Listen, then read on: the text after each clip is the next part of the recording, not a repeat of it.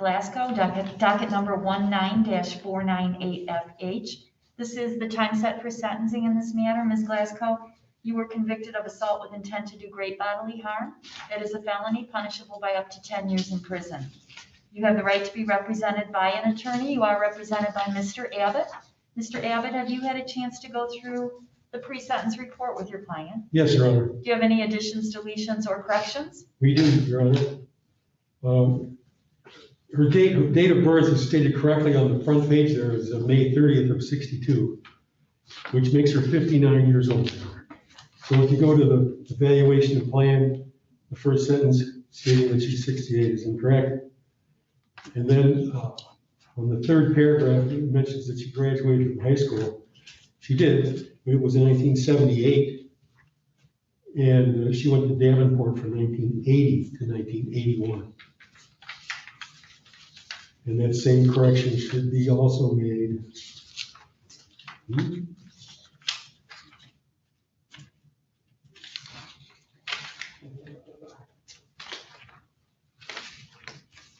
Other place where it happens. On the pre-sentence investigation.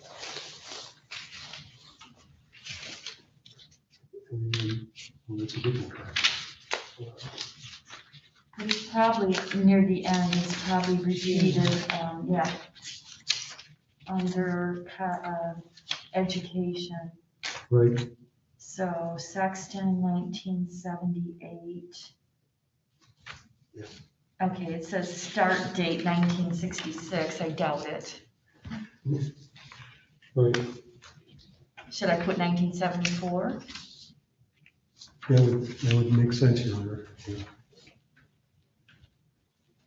And then Davenport was 80 to 81.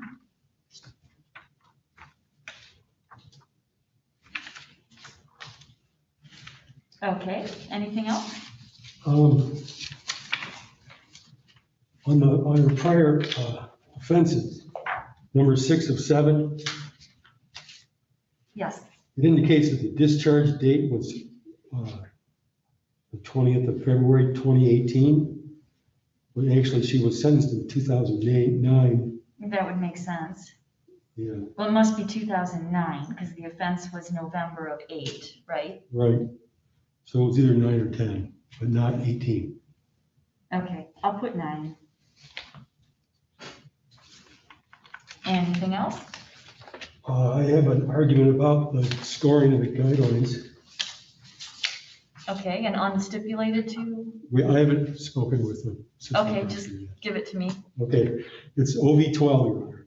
Yes? She scored 5 points here because of contemporaneous felonies, and I don't think there was. If you look at the charging document, the felony information indicates that she's charged in the alternative count 1 or in the alternative count 2.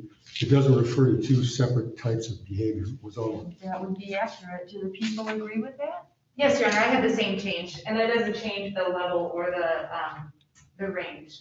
That's Okay. right. I was checking the accuracy of what you said, and tell me again now, it was OV 12? Yes, So 0, not 5.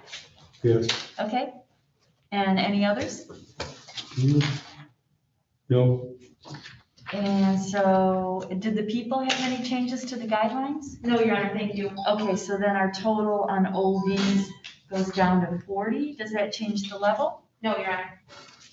Okay, so we're still at C4, range of 10 to 23, Killebrew of 12 months.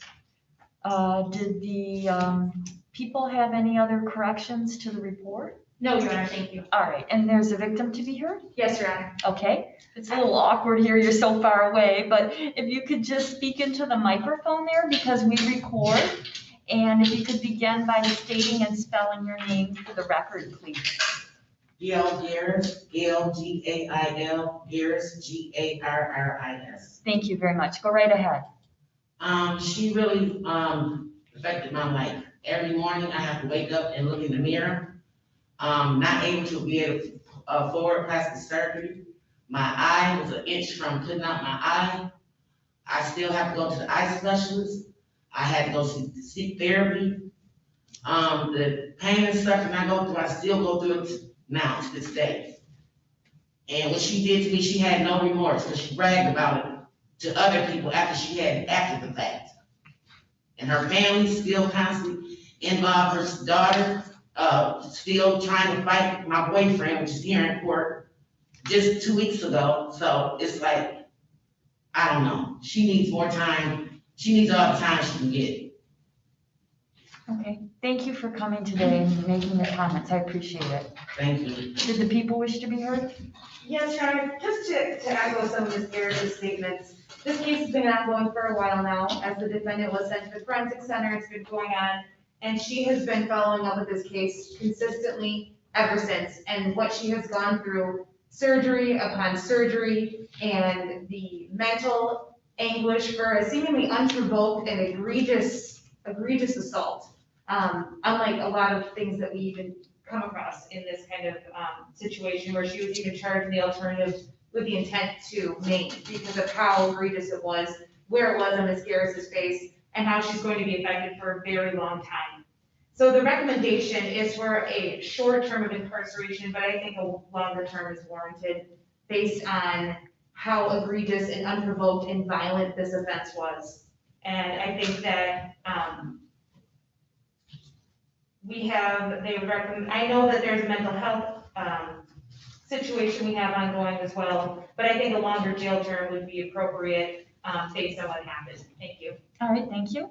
And Mr. Abbott? Thank you. Looking at her priors, I was trying to find a 10-year gap in there somewhere, but they were all 9-year gaps. Yeah.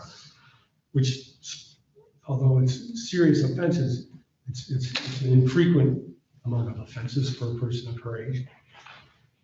She's, as mentioned, she does participate in Healthy Mind Psychiatric Services on a monthly basis. She's taking Seroquel and Trazodone and other medications to help her maintain her tranquility, Your Honor, if I may, and mental stability. She's had stable housing for the last 8 years in the same place. She's had picked up no new cases since this one happened, and this one started almost 2 years ago. So, it seems like a very unusual behavior, and I can't argue with the egregiousness of it, Your Honor, but it seems a very unusual behavior. And I think the underlying problem here is a mental health problem. I think the recommendations are appropriate, Your Honor. She's got a daughter here that can help her get organized. If she is being sentenced, Your Honor, could she be given a few days to make arrangements at her home to get her stuff into storage and to make sure she gets her prescriptions delivered to the pharmacy at the jail.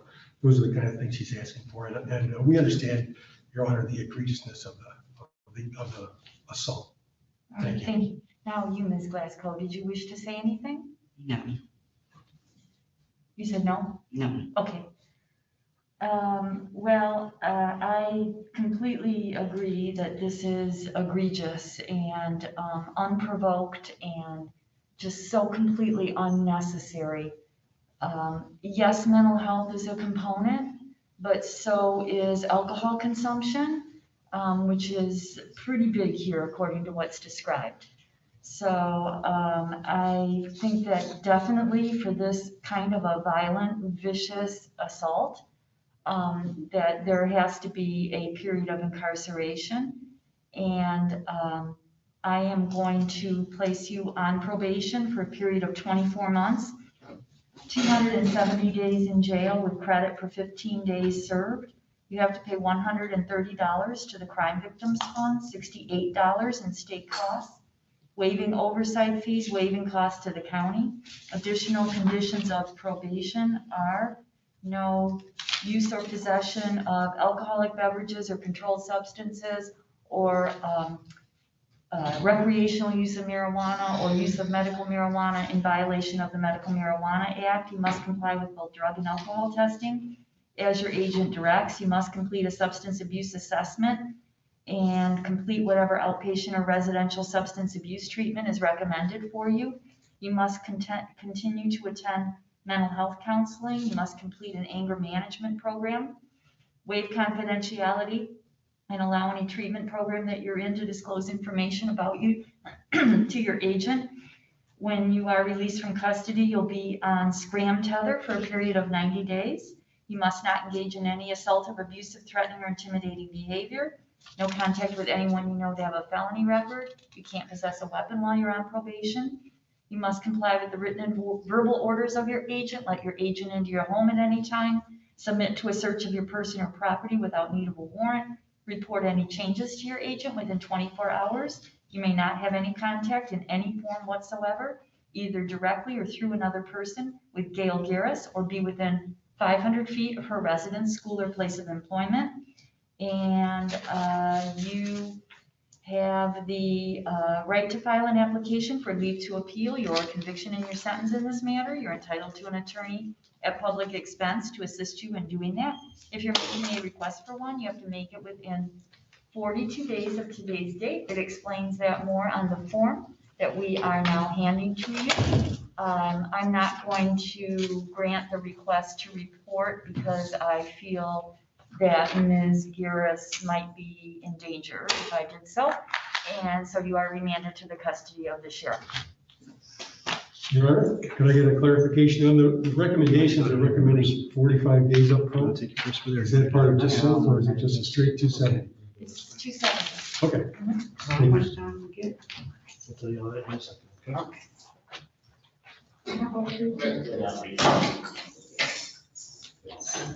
Okay.